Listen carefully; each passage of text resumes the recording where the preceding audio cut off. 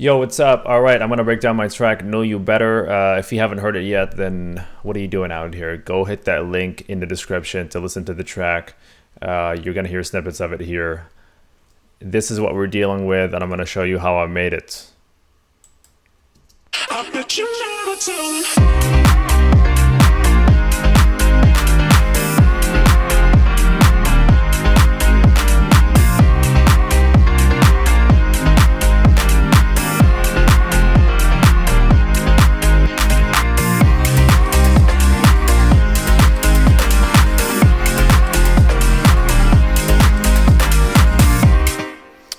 All right.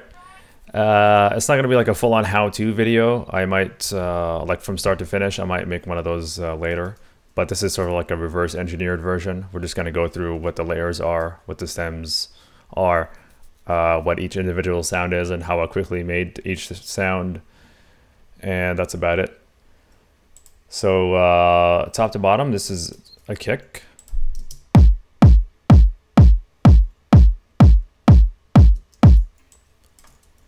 And then we've got, basic percussive elements.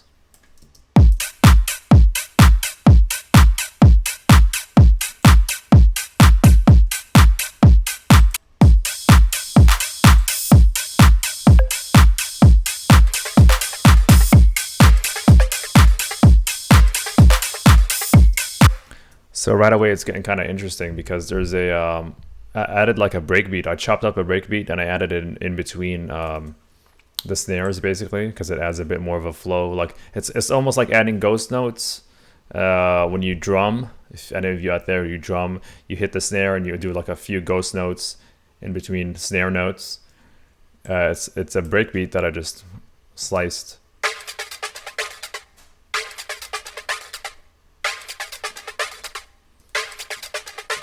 Right, so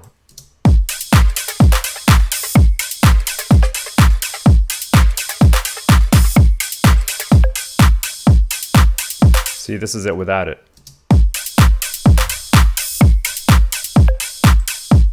And this is it with it.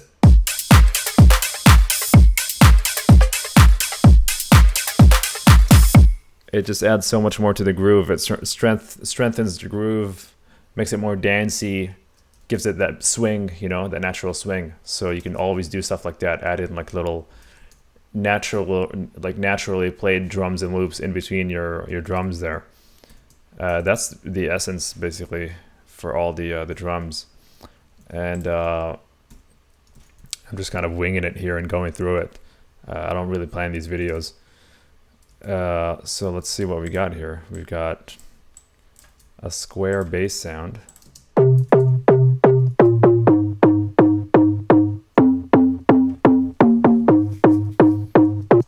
So that's basically in the second half of the drop. So usually with drops, when you make dance music, you make kind of like two variations on the drop. I talked about this in my last video that I made like a million years ago, probably in January.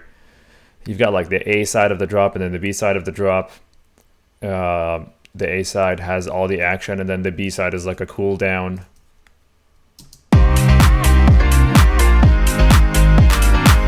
That's the A, and then when you go to the B,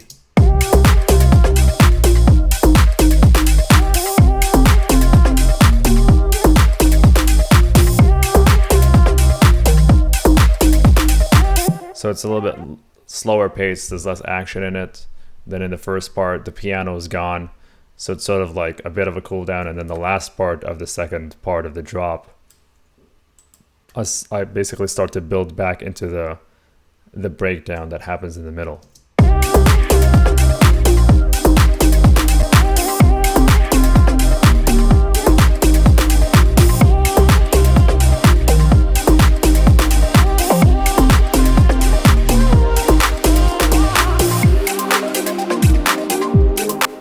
And that's the breakdown there, even though the drums are still going. The energy, I'll show you that part in a second. I maintain the energy in the middle. So that was the square bass there that I used for the...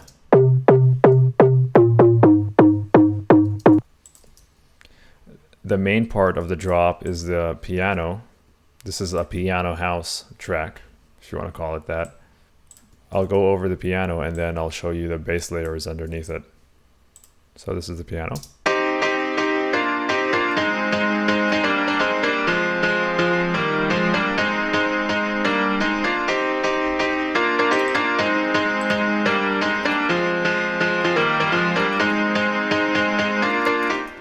Super simple progression. You know, to look at the intervals, I mean, there's not much happening there.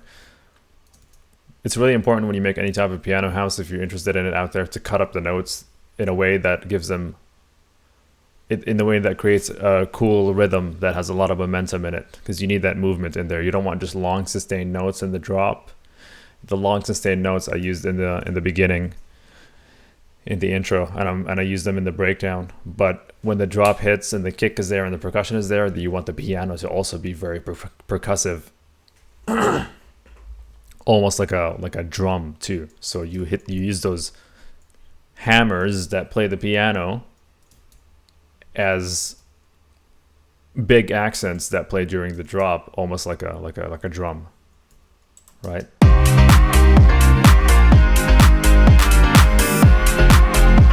If you had long sustained piano notes there, it would just be very boring.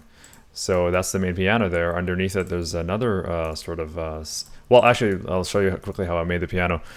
It's a tone hammer piano.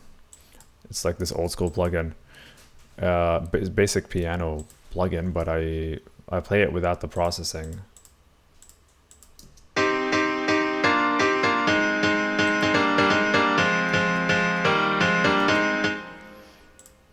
Super compressed to kind of just sustain the notes even more. I mean, the sustain on the piano is already quite long, but then if you're sustaining the piano notes and then you compress them even more, it just sounds like just a synthesizer. It sounds like almost like a pad that just has like a super long, sustain and decay, so that it just, the attack comes in and then the note just sustains all throughout. And when you also super compress any kind of sound, especially if it's a sampled sound like a piano that was sampled in an actual studio, you bring out a bit of the noise. The noise floor comes up, obviously, when you compress. The peaks come down. But some of that noise floor is kind of nice. It just adds a bit of character. Some backup keys here, which is like a basic synthesizer from Zebra. I love Zebra, and there's a bunch of patches that I use. Sometimes it makes simple sounds on it. This one is nice.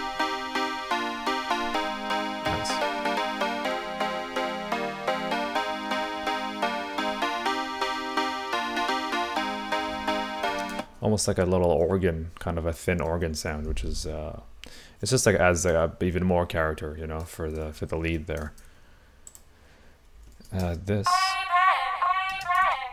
Yeah, I'll go over the vocals in a little bit, but this is another just a vocal accent that is running throughout the drop.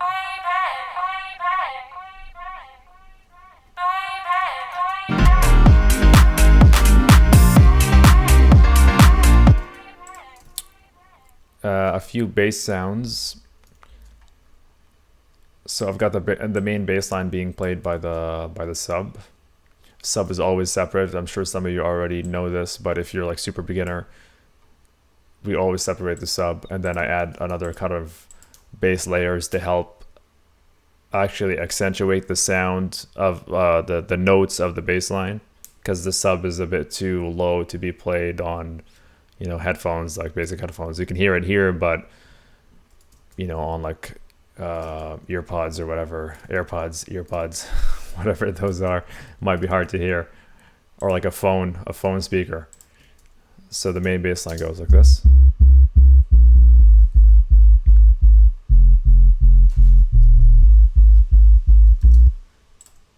This is a higher bass sound on top of it.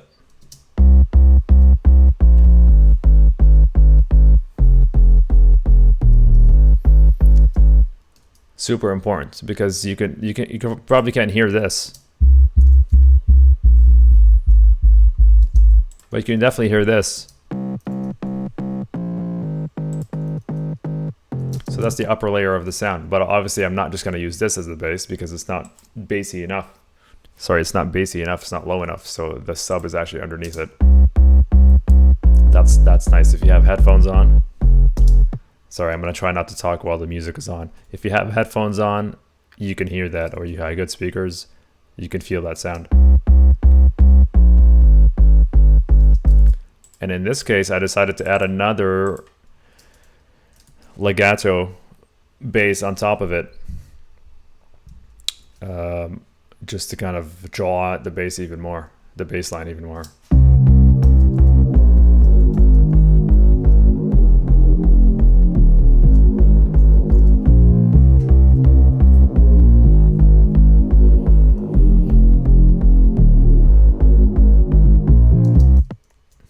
That kind of legato bass there also supports the overall chord progression. Just adds a nice layer underneath, carries the whole drop, combined with the keys and these supportive keys here. Let's check it out.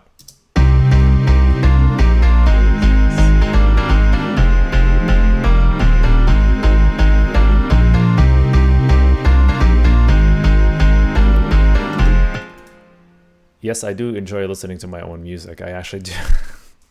That was a nice, rich, thick layer there.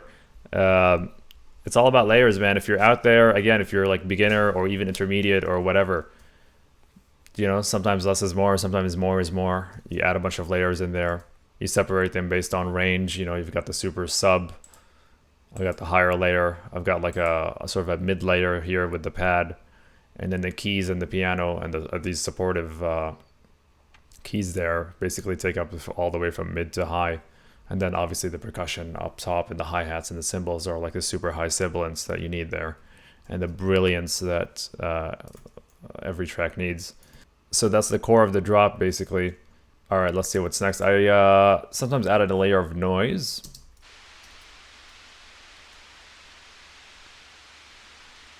Just plain pure noise sidechained with the kick just to kind of fill the space a little bit more. I don't remember why I did it in this particular track. I don't think it really needed it, but I mean, I guess it just gave it more, it just filled more of the space, rounded everything out. I don't remember what this sound is.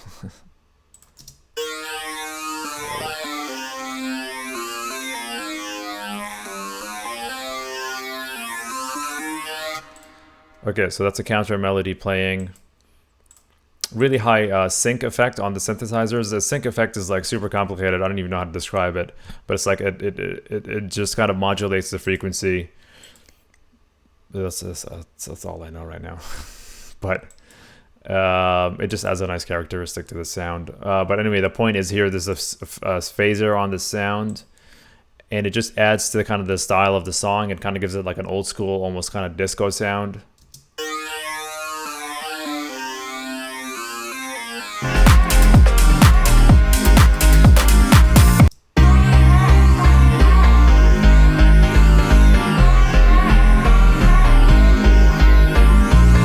Just a little addition. You can't really hear it, but you can feel it there.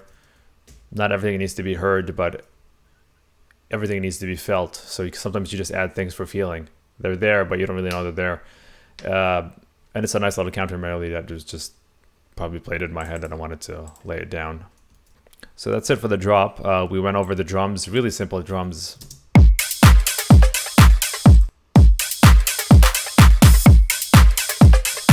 If you're making tracks out there, don't complicate the drums too much. You know, just get a good kick, kick chain, to process the kick however you want it to sound like. Honestly, I use a lot of kicks from I have like these old, super old samples from like years ago. So I just take one of those kicks, drop it into my chain here, and sometimes I use different parts of the chain.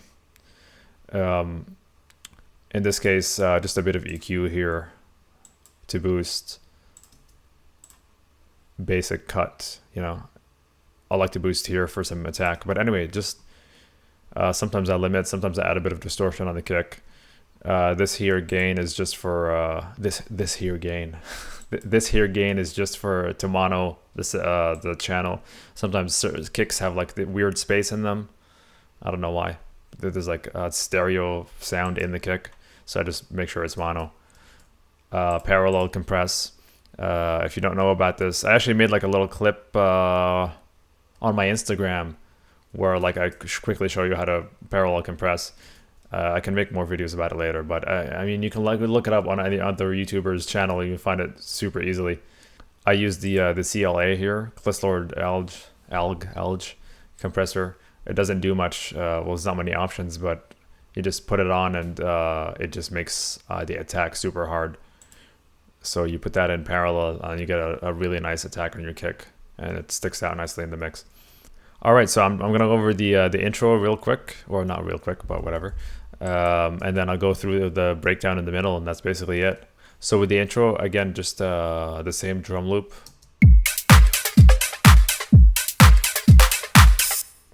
And like I said earlier, I start off the same piano theme, the same chord progression, but the notes are all kind of legato, playing out slowly. Once the drop hits or once the build-up comes in, that's when we start cutting up the notes to build the intensity. So the piano is in here in the intro.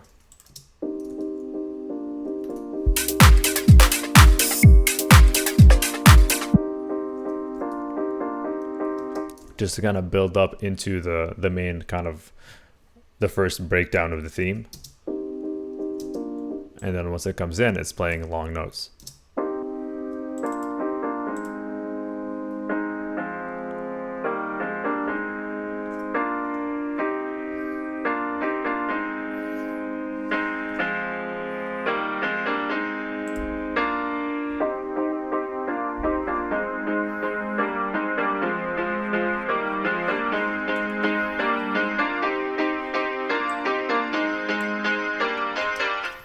So that's the build up. I'll show you in more detail in a second. But yeah, start off long and drawn out and slow, and then slowly build up with the staccato notes, and then we drop it with everything else. Same thing again. There's a bass line, the same bass line is playing, but long sustained notes.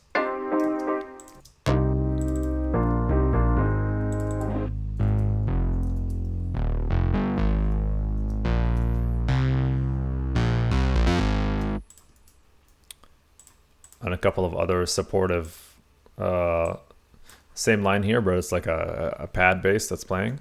Or not, it's not even a pad bass, it's like just a random pad sound.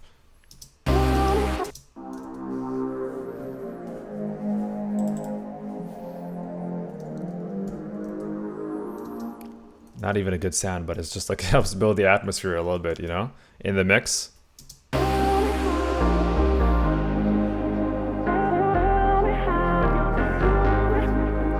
Like that, it has that bit of filter modulation, you know, built into the. I didn't make the sound, you know. It has like a modulation that kind of just helps build the vibe a little bit, you know. It's all about the vibe. This here is again just one chord sustaining, just for the same reason, just to build the atmosphere a little bit.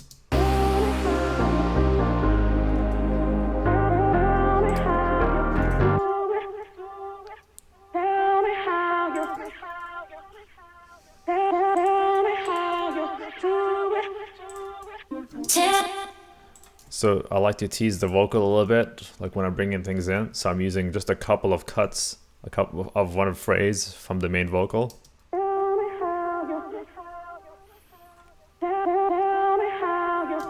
Right, tell me how you, and then when it drops. Tell me how you do it, 'cause I wanna get to know you better. I bet you never tell them how it feels. I bet you never tell them. I bet you never tell them. That's it, yeah, and yeah, that's a splice vocal. So you can make them really interesting, you know. I have a vocal chain that I use. Like I showed you before, there's a kick chain, a vocal chain that I use. iZotope vocal doubler, it's a great plugin. Adds like a really cool chorus effect that's super clean. And Alter Boy, I'm sure a lot of you know it. You can kind of pitch down, do a lot of pitch effects with it. Aside from that, there's just like the basic kind of reverse, you know, sweeps and builds and crashes.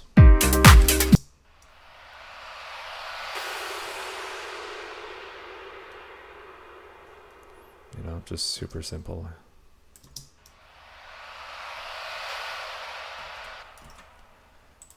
And down here, I just have like another vocal chop, I think, just to add, again, just to add to the overall atmosphere.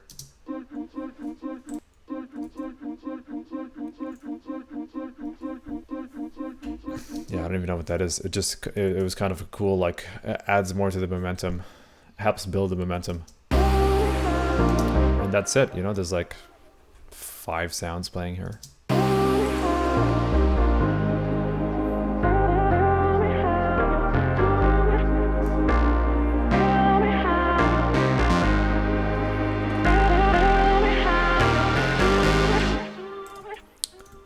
So normally I would like build the theme and then do a separate build up that's kind of atonal. But here I just wanted to build up on the melody, on the progression. So I started the build up, and I don't even have like a snare. I usually have like a big snare, you know, build up, a snare roll, a drum roll. But I don't think there's even one here. Tell me how you do it, 'cause I wanna get to know you better. I bet you never tell them how it feels. I bet you never tell them. I bet you never tell them. Yeah, no big dramatic build up. Not even on the second drop, but we'll check in a second. Just like a little pitch riser. Super easy to make, you know, I make these on my own. Whatever.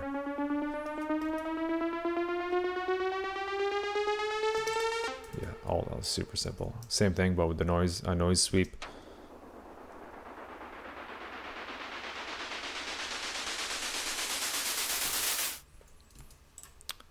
And that's it. It just builds up, and I have like a little 1 bar hang with the vocal before the drop. I bet you never tell them. I love doing that. You can do that. You can like build so much more impact when you do that. To do a big build, and then just have like a vocal for like 1 bar or 2 bars, or even like 4 bars. I'm gonna do more breakdowns later of some other songs that I did. My Jack Harlow remix. If you know, you know. You should go listen to it. But like, I have like a 4 bar vocal hang. Like I do a big build up, hang it for like 4 bars. And it's just like a quiet vocal, and then the bass, the drop hits, and it's just like, it's killer. So you can really create a dramatic effect with that, right? Like make your build-ups huge. Make sure they're all high passed, obviously. No bass in your build-up, because then that takes away from the bass of the drop. And then just let it hang for like a few bars, and then drop it. It's huge. So that's it. That's the build up. This is drop. We went over it. The B side of the drop I didn't really break down, but it's just I just took out the piano and added that square bass sound. It's square because it's like a square wave.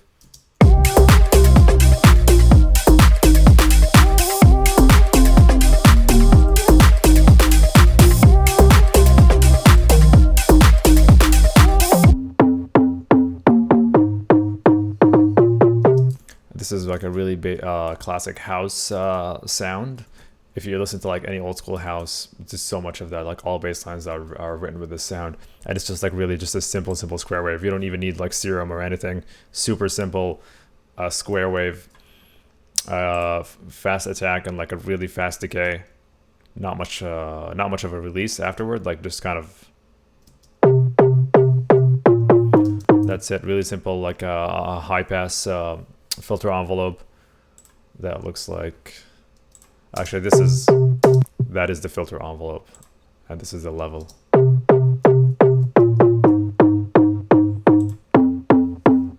Right, basic envelope. And that's it for that.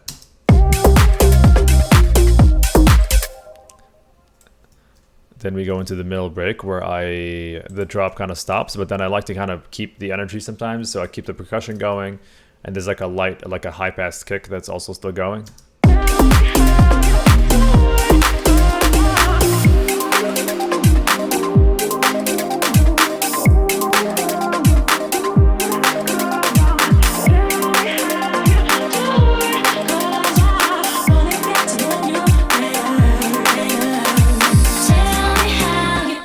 It's a low pass kick actually. And like I switched up the rhythm a little bit. This rhythm was inspired by like a little bit of like UK garage style music or like two step. I love that kind of stuff. It's like usually much faster, but I just wanted to do like that type of beat because I was just feeling that song kind of matched that vibe a little bit. So just did it there in the break. Just 8 bars here, and then I just jumped right back into the same build up that we had in the beginning.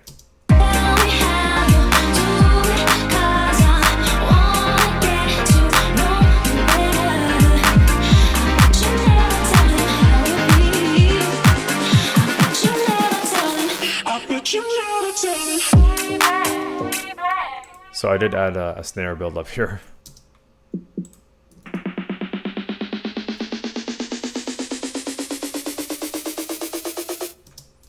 Yeah, super simple. Just to kind of vary. I like to vary the 2 build-ups. If I have like 2 or 3 build-ups in a song, I don't want them to be the same exact thing. I just add or remove one thing.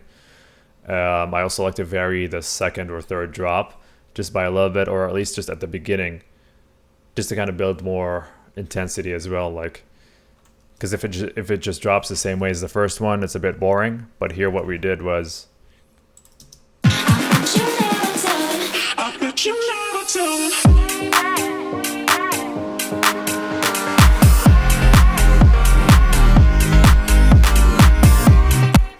I have allergies, so that's why I just itchy.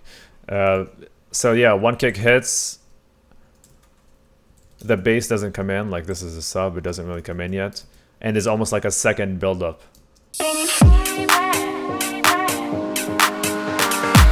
Just for 2 bars, you know, just to kind of build more excitement. You know, you think it dropped, but it didn't. There's another little build-up, and then it comes back around, and then it drops in.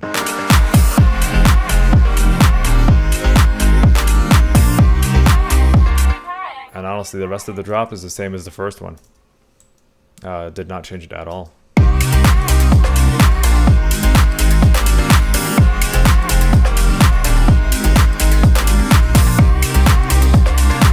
Aside from like a couple of basic things where I just removed some elements, you can just see it visually, you know. This breakbeat here is removed in this part. There's yeah, like I removed some of the capture melodies, added them here at the beginning. Aside from that, that's really the same drop.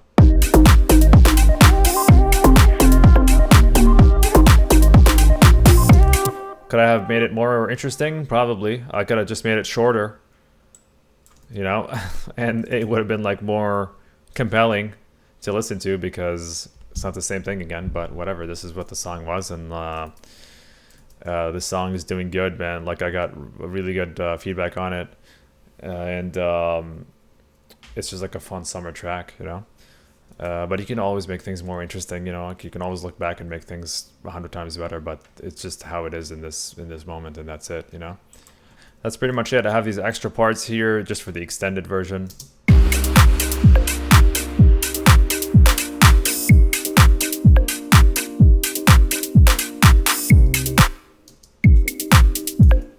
That's it. Like if you're making music and you want DJs to play your tracks, it's better to have like an intro and an exit that are a bit longer, so it's easier to mix.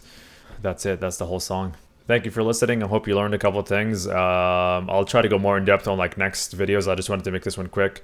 If you guys are interested in how these sounds are made in like more detail, let me know in the comments below, and I'll do like more in depth analyses on like how to make these sounds, or like not necessarily just to make them. I don't make all my sounds. Sometimes I just like sort through presets, modify them a little bit, and we're good. It's all about making a good song. That's the only thing that matters.